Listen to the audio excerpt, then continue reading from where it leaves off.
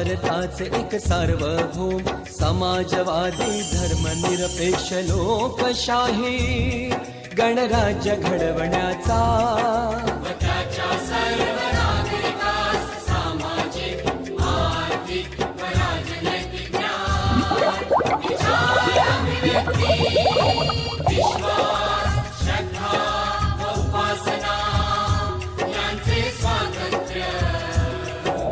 दर्जाची व संधीची समानता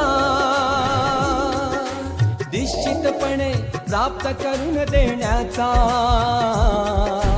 आणि